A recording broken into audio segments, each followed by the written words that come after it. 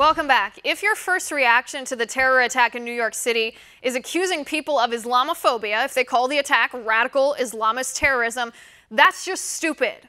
I'm Liz Wheeler, and this is my final point. There are three fallacies being perpetuated by the left about the terror attack in Manhattan. Number one, that terrorism doesn't have a religion, and this attack had nothing to do with Islam.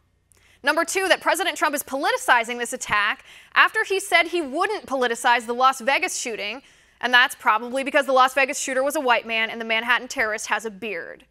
Number three, gun control works, the left tells us, and that's why Saipov was only able to kill 8 people instead of 58 people.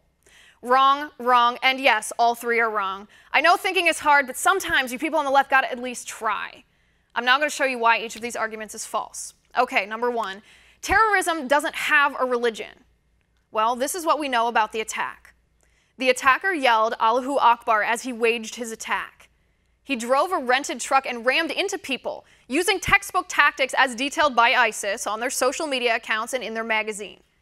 The attacker left ISIS paraphernalia and a note pledging allegiance to ISIS in the truck. The attacker is bragging about the attack in the hospital right now.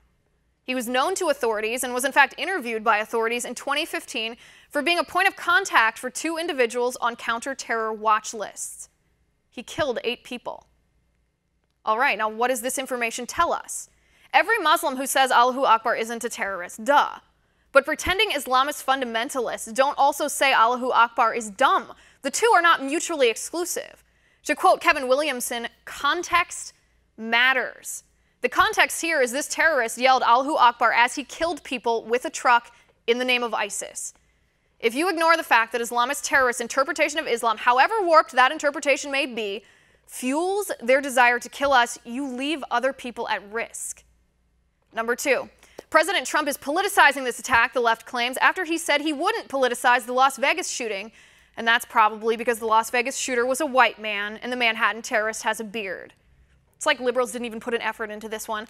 I'll do it for them. After the Las Vegas shooting, liberals wanted to ban guns. Trump is not trying to ban trucks after this attack because the weapons do not commit the crime.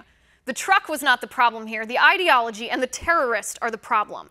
This terrorist is not a U.S. citizen. We don't have to allow people who harbor sympathies to terrorist ideologies to come into our nation. That puts our families in danger. Banning bump stocks after Las Vegas was just a way for Democrats to push their gun control agenda on the wave of emotion people felt after our fellow Americans were killed. But no gun control measure would have prevented the Las Vegas attack from happening. That's why that was political.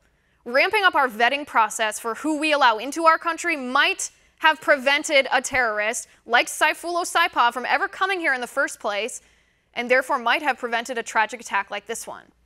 See the difference? Number three, gun control works, the left tells us, and that's why Saipov was only able to kill 8 people instead of 58 people. What stopped Saipov? That's right, a gun stopped him. Imagine if the people of New York City were allowed to arm themselves, to defend themselves. This attack might have been stopped even earlier. Banning guns doesn't prevent terrorists from killing us, but it does prevent Americans from being able to kill terrorists. And nothing about any of this is Islamophobic. And that's my final point.